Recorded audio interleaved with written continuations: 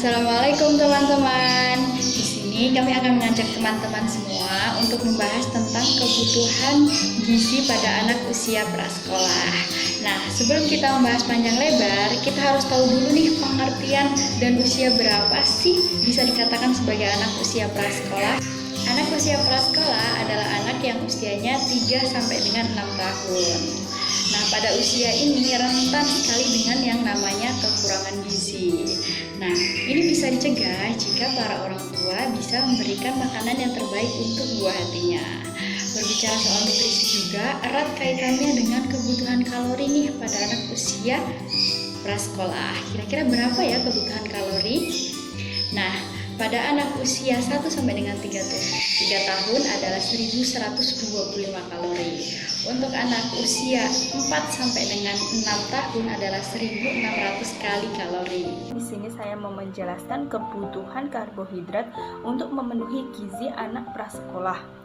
Karbohidrat itu ada dua, karbohidrat sederhana dan karbohidrat kompleks.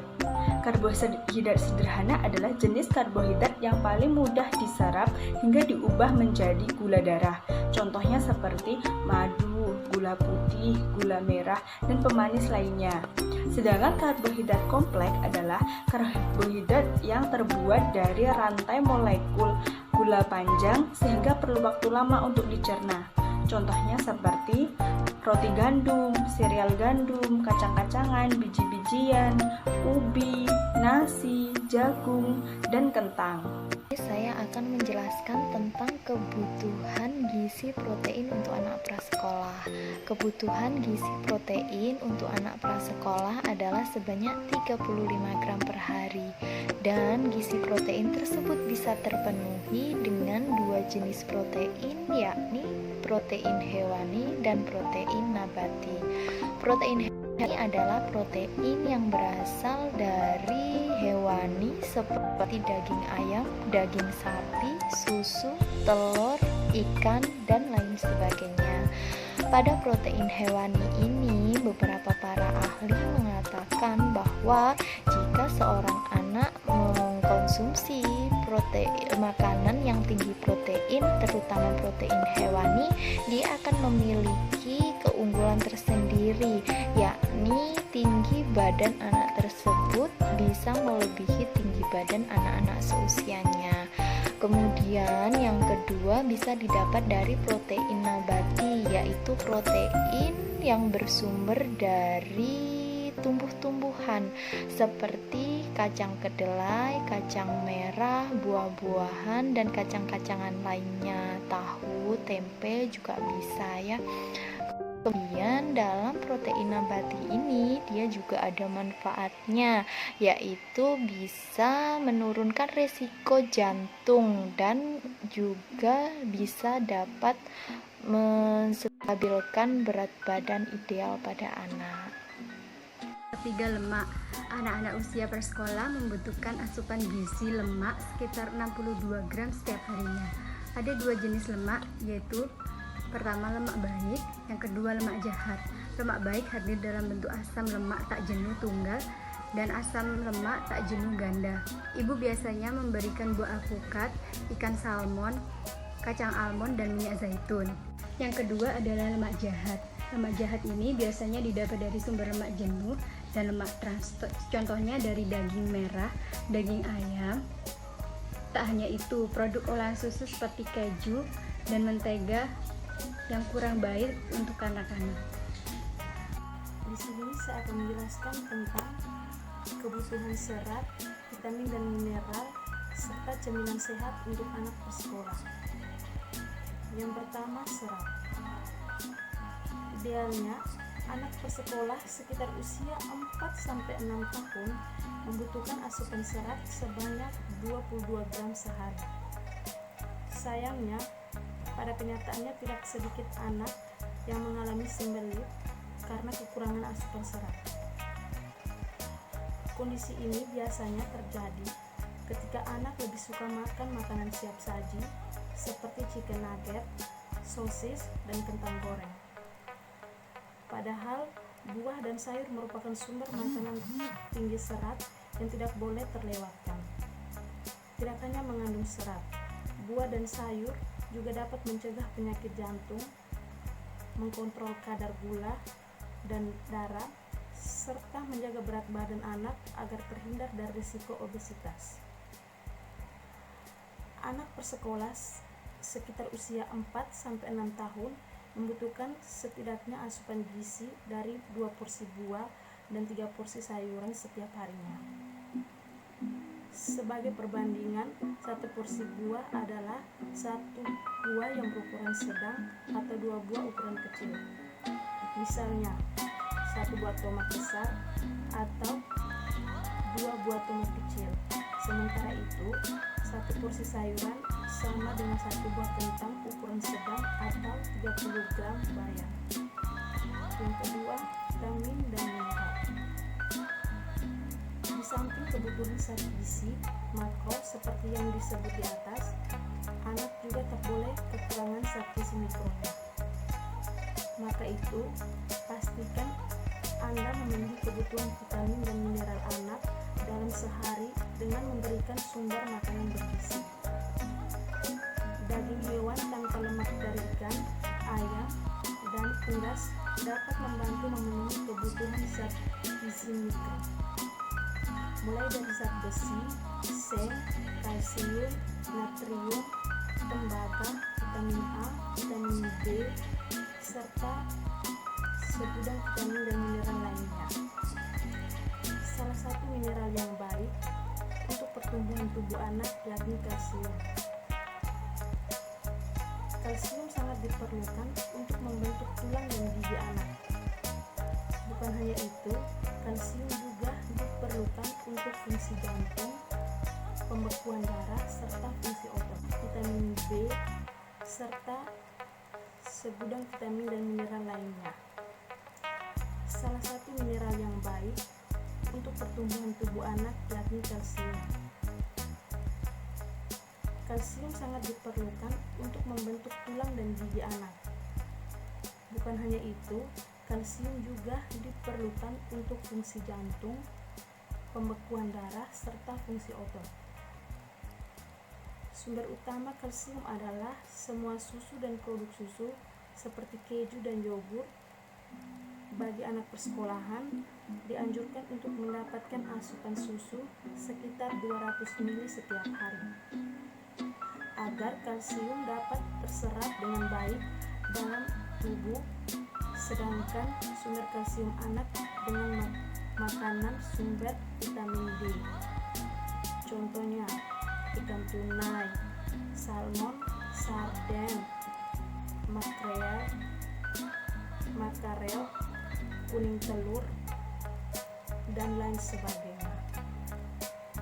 Dengan terpenuhinya asupan gizi tersebut bisa membantu menunjang tumbuh kembang tubuh dan otak anak usia prasekolah. Kemudian yang ketiga, cemilan sehat untuk anak usia prasekolah. Di samping memberikan makanan utama, jangan lupa peran cemilan dalam pola makan harian anak. Pasalnya, asupan gizi harian anak usia prasekolah tidak selalu terpakai dari makan utama saja. Ada kalanya anak mengalami sakit atau masalah kesehatan lainnya yang memengaruhi frekuensi serta jumlah asupan makanannya. Sedangkan dengan makan cemilan, setidaknya dapat membantu memastikan kebutuhan gizi harian anak terpenuhi. Jangan asal pemberian cemilan, sebaiknya yang kaya gizi sekaligus bisa membuat anak merasa lebih kenyang. Dari itu, pilihan cemilan sehat untuk memenuhi gizi anak bersekolah, tentang yogurt, jus buah, susu, telur orak-arik, sereal kering atau jajan susu, biskuit gandum, potongan sayur rebus atau buah, potongan daging ikan atau ayam tanpa lemak, dan lain-lain. Makanan yang sebaiknya dihindari untuk diberikan pada anak usia prasekolah.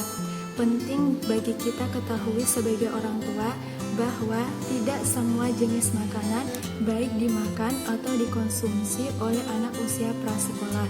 Beberapa di antaranya sebaiknya tidak kita berikan pada anak usia prasekolah, seperti yang pertama yaitu menghindari memberikan makanan dalam bentuk potongan atau ukuran yang besar seperti daging sapi, daging ayam, kemudian menghindari memberikan makanan seperti buah anggur yang utuh, buah rambutan, buah duku, serta permen.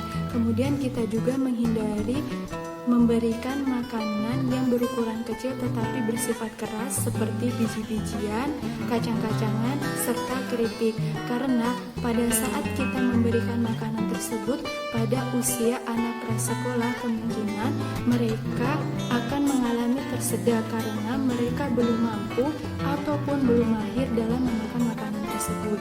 Kemudian yang berikutnya yaitu menghindari memberikan makanan cemilan pada saat kita akan memberikan makanan utama, karena itu akan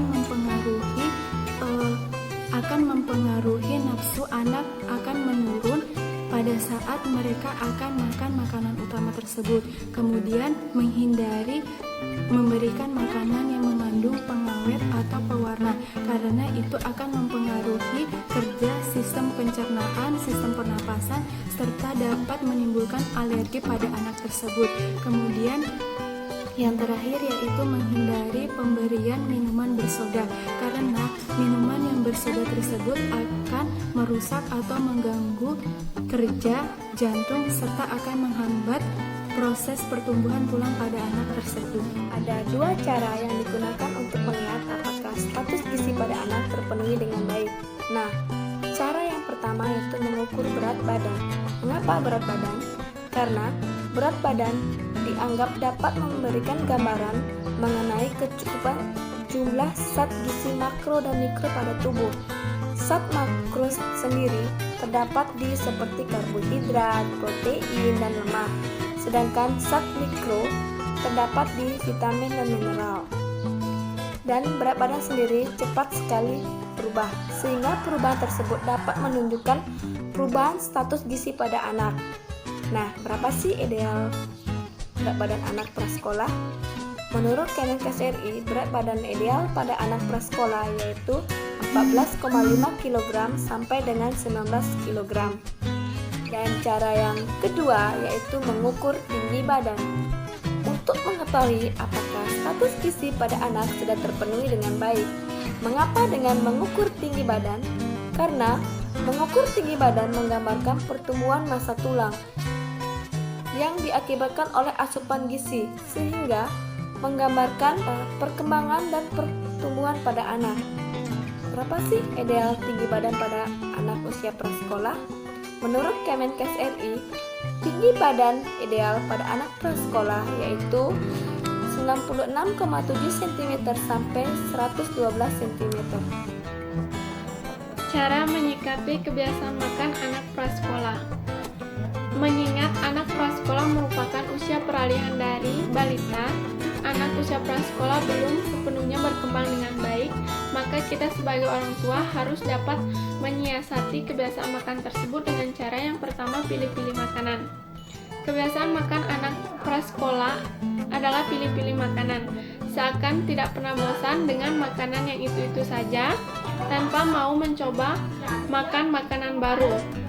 Kita tidak boleh memarahi anak, sebaiknya kita melakukan yang pertama, kita mengajak makan anak dengan makan makanan yang baru saat anak sedang lapar, dengan cara memberikan makanan yang baru terlebih dahulu, kemudian memberikan makanan yang ia sukai. Kemudian yang kedua, menyajikan makanan yang baru bersamaan dengan makanan yang ia sukai. Yang ketiga, memberikan makanan yang baru dengan kreasi semenarik mungkin, dengan porsi sedikit dan ukuran yang kecil. Biarkan anak beradaptasi terlebih dahulu. Kemudian yang keempat, hindari memaksakan anak untuk menyukai makanan-makanan yang baru. Biarkan anak beradaptasi dengan tekstur dan rasa makanan tersebut. Kemudian masalah yang kedua yaitu makan berantakan. Anak yang makan berantakan tentu bukan masalah yang baru lagi. Ketika anak baru belajar makan menggunakan piring, sendok, dan garpu akan cenderung berantakan. Maka kita dapat menyikapi masalah tersebut dengan cara yang pertama, ketika anak makan berikan porsi yang sedang. Karena ketika kita memberikan porsi yang banyak akan mudah dihamur-hamurkan ketika anak sudah kenyang. Kemudian yang kedua, menggunakan alat peralatan makan yang memudahkan anak untuk makan dan tidak mudah pecah. Kemudian yang ketiga, pahami tanda ketika anak sudah kenyang karena merupakan salah satu faktor anak menghamur-hamurkan makanan. Masalah yang ketiga, susah makan makanan tertentu. Ketika kita ingin anak menyukai jenis makanan tertentu, kita harus mencontohkan terlebih dahulu. Karena anak cenderung senang mengikuti apa yang dilihat, apalagi anggota keluarga ikut mencoba makan makanan yang baru.